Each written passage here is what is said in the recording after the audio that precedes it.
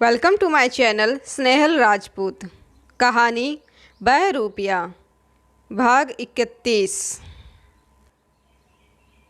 अच्छा वो सब छोड़, तुझे याद है हम यहाँ क्रिकेट खेला करते थे? अनुष्का बात बदलती हुई बोली और कैंपस की एक खाली जगह की ओर इशारा किया। हाँ, और तू हमेशा चीटिंग करती थी। वो बंटी था जो सबसे अच्छा खेलता था। आयुष बोलता हुआ करा दिया। उसकी बहन ने उसकी पीठ पर मुक्का जड़ा। नालायक, मेरा भाई है कि बंटी का? वैसे पता नहीं अब कहाँ होंगे वो सारे दोस्त, रवि, बंटी। अनुष्का पुरानी सुखद यादों में गुम थी। दी सुन, तूने वो बंटी। आयुष ने जल्दी से बोलना शुरू किया जब एक नौकर आया और बोला कि मम्मी उन दोनों को बुला रही है। मम्मी पहले सामने वाले कैंपस में जो दरोगा अंकल की फैमिली रहती थी, उनसे अब कोई कांटेक्ट नहीं है क्या? वो उनका बेटा, वो बंटी, वो उसका। अनुष्का हड़बड़ाकर चुप हो गई जब आयुष ने मेज के नीचे से उसे पैर मारा और मम्मी ने भी आंखों से ही चुप रहने का इशारा किया। फिर मम्मी और आयुष ने पापा की तरफ देखा। वो सभी नाश्ते की टेबल पर बैठे थे। अनुष्का ने भी हड़बड़ाकर अपने पिता को देखा, जिनके चेहरे पर इस वक्त बहुत सख्त भाव थे। मैं लेट आऊँगा, वेट मत करना, तुम सब डिनर कर लेना। नाश्ता ख़त्म करके वो उठते हुए बोले। बाय नानू, आयु बोला।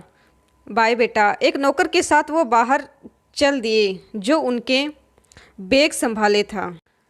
क्या हुआ? अनुष्का थोड़ी चिढ़ती हुई बोली। ये खूर मार रहा था, तुम आंखें दिखा रही थी। मैंने कुछ गलत कह दिया क्या? मम्मी ने सर नहीं उठाया, नीचे देखते हुए बोली। अपने पापा के सामने दरोगा अंकल या बंटी की बात मत करना, वो रूखे स्वर में बोली। अरे पर क्यों? ऐसी कौन सी आफत आ गई? बंटी के बारे में पूछ लिया तो? अनुष्का ने बोलना शुरू ही किया था कि पापा ने तुम्हारा रिश्ता जिस लड़के से तय किया था वो बंटी ही था। वो सीधे अनुष्का को देखती हुई बोली। अनुष्का मुँह फाड़े अपनी माँ का चेहरा घूरती रही। क्या बंटी? वो धीरे से बुदबुदाई। हाँ बंटी। कब से पापा और दरोगा अंकल की बात हो रही थी इस बारे में, तू कुछ सुनने को तैयार ही नहीं थी। बाद में उन्हें मना करना भी बहुत भारी बीता था पापा को। अनुष्का की माँ उसके प्रति हमेशा नरम रवैया रखती थी, पर इस मामले में वह भी थोड़ी रूखी उदास ही लगी। उनकी बातें सुनकर अनुष्का खामोशी से अपनी प्लेट को घूरे जा रही थी। आयुष भी चुप ही था। मगर नानी, वो बंटी अभी कहाँ है? बत्ती सी दिखाता आयु बोला, जिसे मन में फिर इच्छा जाग गई थी अपनी माँ का रिश्ता करवाने की। लेकिन वो आगे कुछ बोलता इससे पहले ही अनुष्का ने जल्दी से उसके मुँह में एक बिस्कुट ठूस। वो कर्नल का सबसे ज़्यादा वफादार था, उनका ड्राइवर विनोद। आज कर्नल ने किसी अनजान नंबर से फ़ोन करके उसे कुछ ज़रूरी काम सौंपा था। विनोद इस वक्त लोहे के गेट से अंदर जा रहा था, इस बात से बेखबर कि वह भी किसी की नज़रों में था।